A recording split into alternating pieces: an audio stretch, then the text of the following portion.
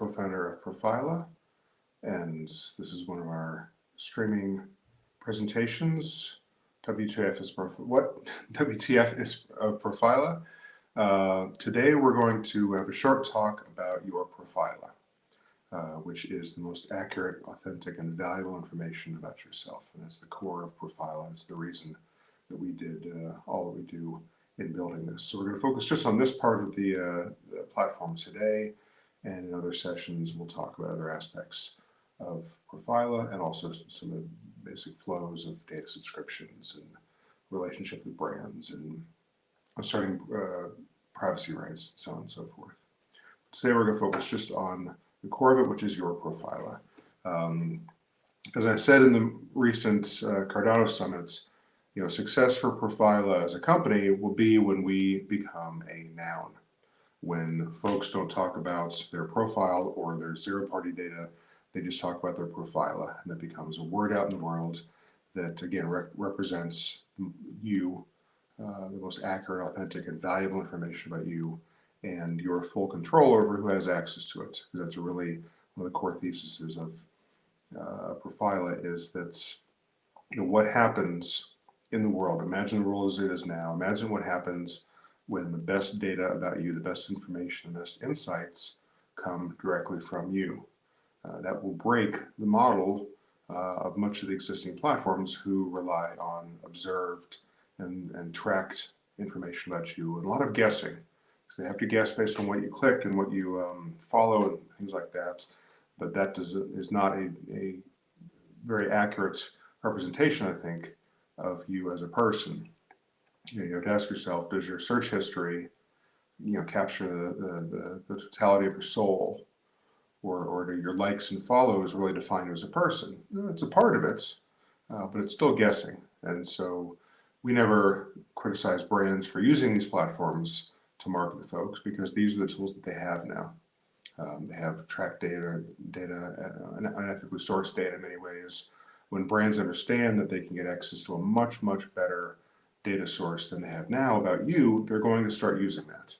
And that's why we want to be an enabler of exactly that. So we like to joke that it's similar to Breaking Bad, where you create the good stuff and you control the supply. And that's really what we're trying to do as an enabler of individuals to manage that. So anyway, we've got the platform up and on the screen here. And we're just going to go through not only what your Profila is today, but also what it can be with future scenarios that we know we have in mind and is in both in our pipeline and in our dreams. So there are 3 tabs right now to your Profila. We'll deal with the first one, which is really the most ordinary of stuff, the kind of things that you'd have to fill in for any websites or any kind of form. Your name, your address, your location, gender, birthday, and phone number, and emails is covered elsewhere. Now, again, if you think about how many places you've registered over the years online, and you've given this kind of information, well, people move, people change emails, people change locations, they change phone numbers, they don't change their birth dates. Now think about that situation when you then move or you change your phone number. Right now, your obligation, so be it, is to go to all those places you've registered and change that for them. You're doing it for their value. Nobody does that. I've moved several times, many times in my life, including my last move here. And I found myself only changing the information when it was going to hurt me, when they weren't going to be able to provide a service for me, as opposed to just doing it for their benefit.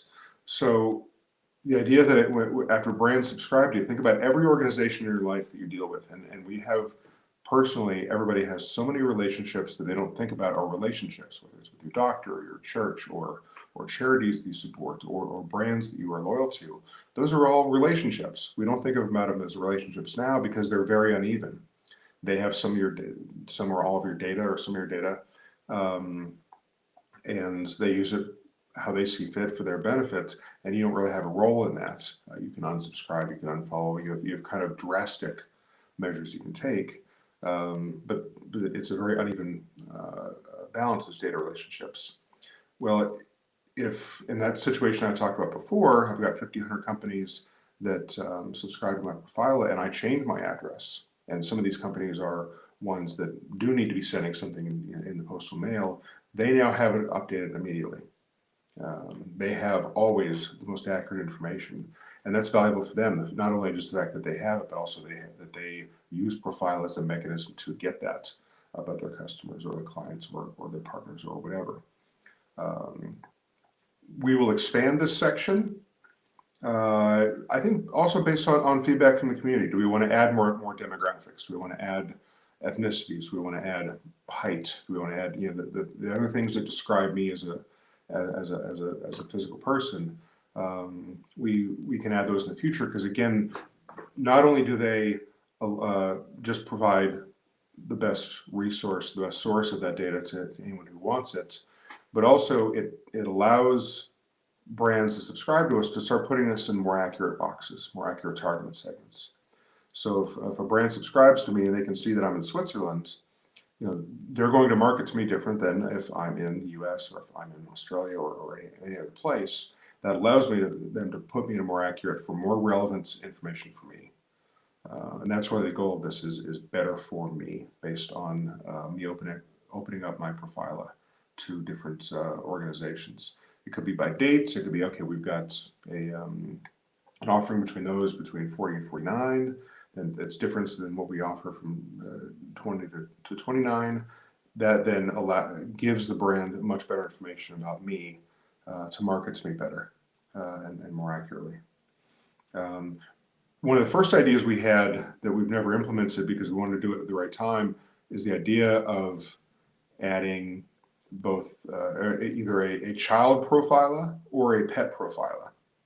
Because obviously children can't have their own Profila. But the idea of a parent, if you think about Profila as smart matchmaking of you and the products and services you want, if in the future I could add a child Profila, one of my children, and be able to anonymously have that as an avatar in our marketplace, where it knows the age, it knows the gender, it knows the location, I can then interact again with services and products that may be relevant for my child in a very, very safe way. Even to the point where that child reaches of age, you could actually take what has been built up in your Profila and kind of graduate them to them and start them off with a Profila that has already some good insights and such. And with a pet, again, people love their pets, and the idea of having a pet Profila with the breed, with the age, etc. Toys for young dogs are different than toys for older dogs. And again, having that information in a marketplace anonymously can then allow you to say, okay, I'm looking for toys for my older dog, or I'm looking for nutrition advice for my older dog. And based on the breed, you're going to get that kind of matchmaking with the companies that have those kind of services and products. So how this will expand will be based on what the feedback of the community is, what people feel comfortable adding. And of course, you don't have to add the information you don't want to. Your Profila is only what you want it to be, nothing more and nothing less. So that's the personal data, probably the least sexiest parts of your Profila, but also very, very valuable, especially since you know what is accurate, you know what is complete, and you are a better data source for that than anyone else. Bonafide. I love the word bonafide. I will be honest that we named this in honor of George Clooney's character in Oh Brother, Where Art Thou? The word bonafide is said many, many times in that movie, and I love the idea of bona fides. And in many ways, your bona fides in Profila are the facts about your life. And part of that is digital ID, part of that we can imagine other things coming in the future.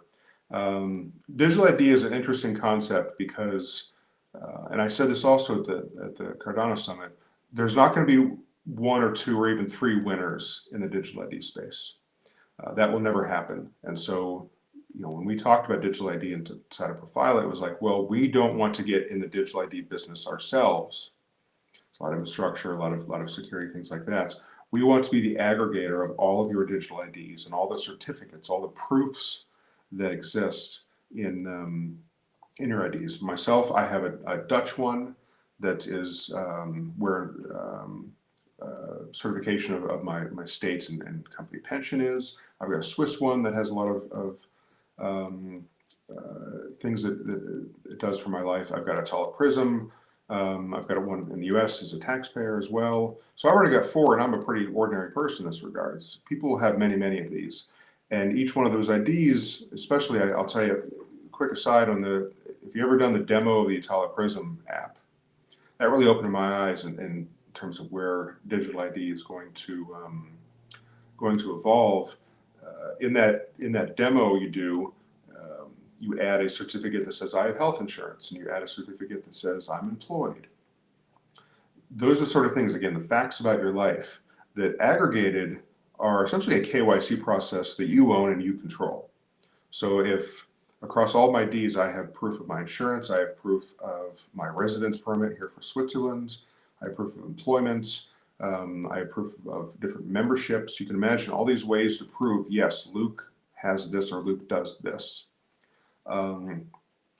That will end up becoming part of a data subscription. So a brand may say, this is here's Luke in Switzerland for maybe high-end luxury products. They need some sort of verification that I actually live in Switzerland. Very reasonable from their perspective. That adds to the trust to the relationship. And so the idea that I would then have to approve, yes, they have access either to the details of let's say, my residence permit, or just a certification that I have one and I can legally live in Switzerland. They don't need to know the expiration date. They don't need to know which type, because there's different types here. Those sort of things are a trust building exercise that we want to facilitate as well, because it allows brands to say, okay, we know that the folks we're communicating with in Switzerland are residents of Switzerland. We can be confident in that. And again, you can imagine that a KYC process, you're going to have a lot of that information already in your profile, and you can do it much quicker. And also think about digital IDs out in the world. So if I've got all my bona fides, all the proofs, all the facts of my life as I'm going out in the world, let's say I have to use some sort of government service here in Switzerland, they need some sort of proof in that moment in their office that again, I have something, or I'm qualified to do something. I can provide that proof right then and there with some sort of QR code or whatever the interface that we end up coming up with. That's powerful. That's a powerful thing that allows you to take the important things with you in your phone out in the world, to be able to certify that you are eligible or require some sort of service out in the world. So we think that's going to be very, very powerful. And again, we don't want to be in the digital ID business directly. We want to aggregate, and we want to be able to integrate whatever digital IDs that come along in the future. And we think that's the best way to go about it. Yeah. So that's that. And again, other bona fides, again, like passport, things like that, will come along. Since the beginning, part of our inspiration for how we were conceiving this is actually how Airbnb did it, that they have those various levels of verification. Because if you're either renting your home to a stranger or as a stranger entering someone's home, the idea that you want that level of trust that this person is who they say they are, and the apartment, it looks as the pictures do. That's where I think Airbnb, which was not the first to do what they did, but they solved the trust issue. If I rent an Airbnb and I walk in, it's going to look how I expect it to look because the pictures are verified. And the owner knows that I am who I say I am because I've added my various IDs, credit cards, so on and so forth, those levels of verification that just enable that base level of trust in any kind of relationship. And we take that same inspiration for how we want to add and expand bona fides in Profila. Okay, the third part in the current Profila platform are the self-discovery quizzes, the surveys, quizzes surveys. We have a variety of topics where we build quizzes for you to capture information about you. And what we found, we've been working on this for a long time, to think about how to conceive how to do this. If you've ever taken a survey from a brand, it's very self-interested for them. They're trying to get answers from you about their products or services, the the writing, the language is biased. And we found that to ask questions to people about themselves, for themselves, requires a much different tone and much different styles of questions. Where granularity is important, where a hard answer is important. And each answer, each question that you answer is for you. It adds to the value of your Profila.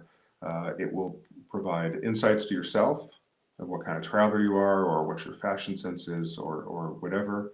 And it will also provide the most valuable information that brands have ever had about you. Because again, right now they're based on tracking and surveillance to guess what you like. When what's in your heart and what's in your head is going to be found in the surveys that you take about a variety of topics. And again, you take whatever surveys you want, and we'll be building much more powerful insight engine as we go. So for each one of these areas, our specific quizzes can take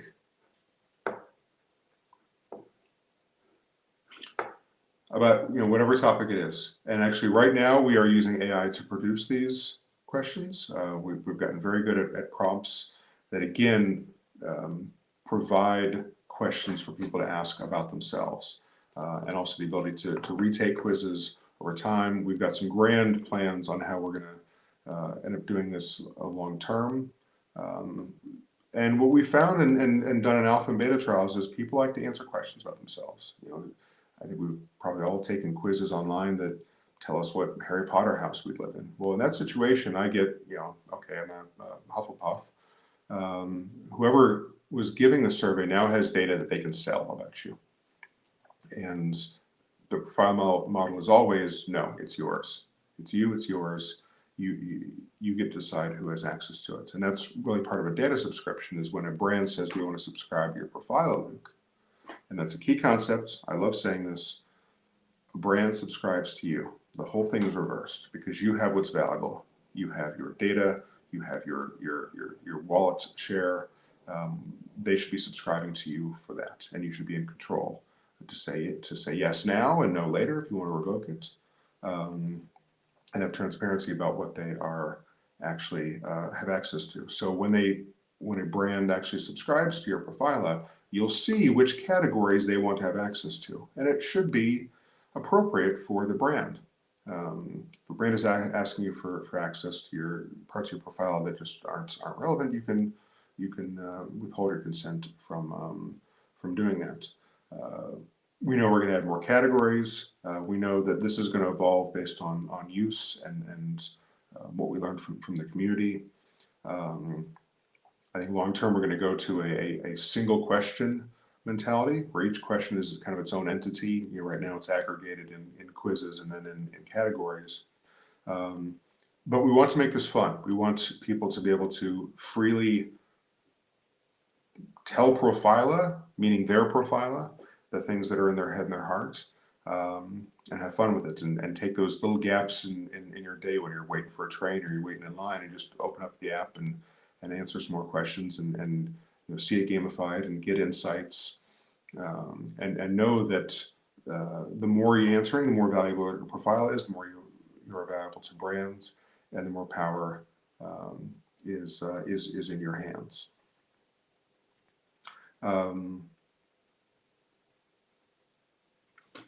We've already covered quite a bit, haven't we? Now, I think the other thing that we'll be adding in the future, let's pull back for a second. Let me talk about zero-party data, which we had a panel on at the Cardano Summit. And we talked about how zero-party data, which is data that I freely give to someone else for my benefits, and they can only use it themselves. They can't be selling it. They can't be sharing it with partners. Zero-party data is the ultimate expression of decentralization, because it's saying everybody can manage and own their own thing. And so this is the anti-CRM mentality. And so zero-party data is exactly this. It's my personal data. It's my insights. It's what's in my head, what's in my heart. That's what is missing from marketing and sales and customer relationships now, because people don't trust I shouldn't have to go to a brand that I like and answer questions for them because those answers may be relevant for somebody else. It should be mine. But also, we're all out in the world using services. I love Spotify, for instance. Well, that's first-party data. That's data that they have about me, but it's based on my behavior, based on my choices, my playlists, what podcasts I listen to, all of that. Imagine the future, and that's just one example, being able to sync up that first-party data from Spotify with my music insights from my self-discovery surveys. Now that data source, that set of insights, not only from what I've said I liked, but also my observed behavior on Spotify, that's now an incredibly valuable source for you think about travel companies or event organizers, music companies, other kind of agencies. There's no better source about me in the world, about my music and my preferences, not only just my music preferences, but how I consume music. Where and when and how and the equipment in my home, or the music I when I'm outside the home, or the how I like to consume concerts. Do I like going to concerts? And you can imagine then, again, that insights built up in your Profila almost passively can say, okay, well, here's my 5 favorite artists. I want to know from the brands that subscribe to me in the music industry when there are concerts within 2 hours of me here in Switzerland. I want to know about that. I shouldn't have to go out and search for that anymore. It should come to me. I'm giving access to my data, and I want a service because of that. And I want to be told, informed in advance, and maybe I get inside access to tickets before the general public. Whatever that is, I want to be able to use the insights from me for my value. And so I think, if you think about Spotify, think of all the different services you use, integrating that information into your Profila combined with your zero party. That's really when a lot of fun things are going to happen, and a lot of brands are going to understand, my gosh, what are we doing paying third parties for bad information about these people when we can go straight to them and get the best, not just a snapshot, but a subscription says I'm going to get access ongoing. It's essentially like a massive focus group that goes on beyond just today. So I think that's a key part of our dream in doing everything we can, finding every feature we can to expand the value of your Profila and put you in control of it. That's very, very valuable. So I think that's enough for today. We've already 20 minutes. I hope you enjoyed this little snippet about your Profila. It will be the most accurate, authentic, and valuable information about yourself. It will put you in control of the relationships, the non-personal relationships in your life. And we're going to continue to find ways to make it easy and fun and powerful for you to expand and improve your Profila. Yeah. So again, I'm Luke Bragg, co-founder of Profila, and we'll be doing another stream, I believe, on Thursday. We haven't picked the topic